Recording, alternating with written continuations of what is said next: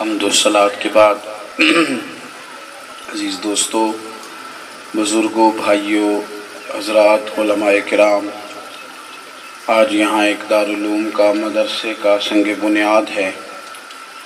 اسی عنوان سے آج کی اس محفل پاک کو، اجتماع کو ترتیب دیا گیا ہے۔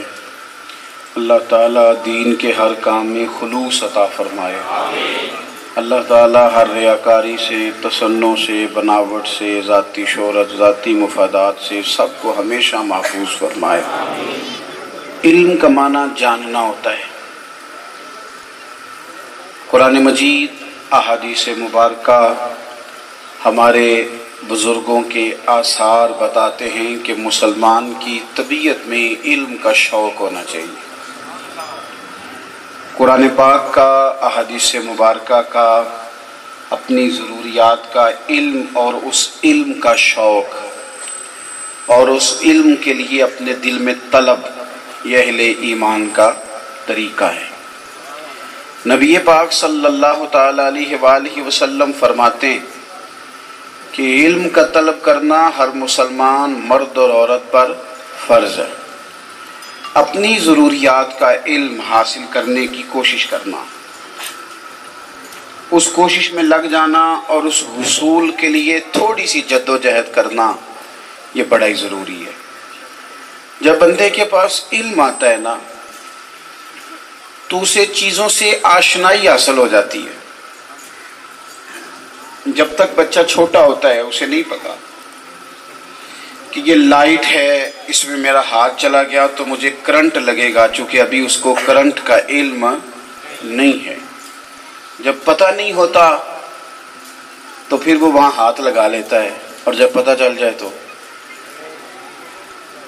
پھر آپ اسے کہیں نا کہ اتنے 1000 روپیہ دوں گا، ہاتھ لگا، تو پھر بھی وہ لگاتا۔ یہ سمجھ لیں یہ علم ہونے اور نہ ہونے کی علامت۔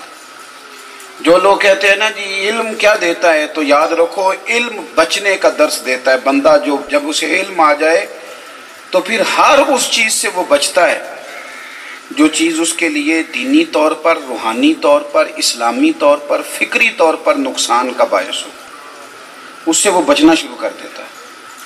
اور جب تک اسے پتہ نہیں ہوتا، جو آیت میں نے قرآن مجید کی تلاوت کی، رب فرماتے ہیں انما یخشی اللہ من عبادہ العلماء، فرمایا اللہ کے بندوں میں سے جو عالم ہیں وہ اللہ سے ڈرتے ہیں۔ علماء اللہ سے کیوں؟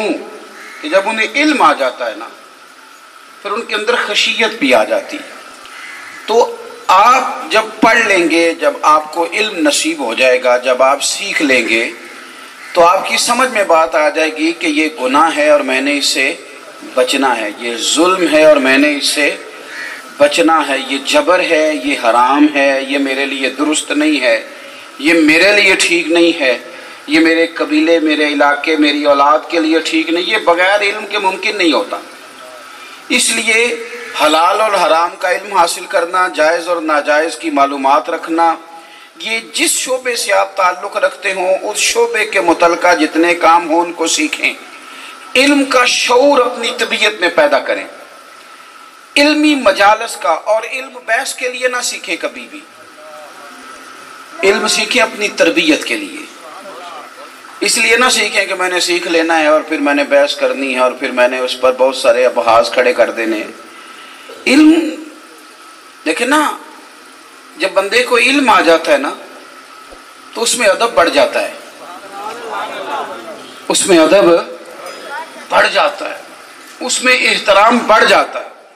یعنی کسی بندے کو پہلے نہیں پتا تھا، لیکن جب اسے پتا چل گا کہ جناب صدیق اکبر کی بڑی شان ہے، اس نے علم سیکھ لیا، اس نے جمعے والے دن خطیب صاحب سے حدیث پاک سن لی کہ نبی پاک صلی اللہ تعالیٰ علیہ وسلم نے فرمایا ہے کہ لوگوں، میں نے سب کے احسانوں کے بدلے دے دیے ہیں، ابو بکر کا بازو تھام کے رب کی بارگاہ میں لے جاؤں گا۔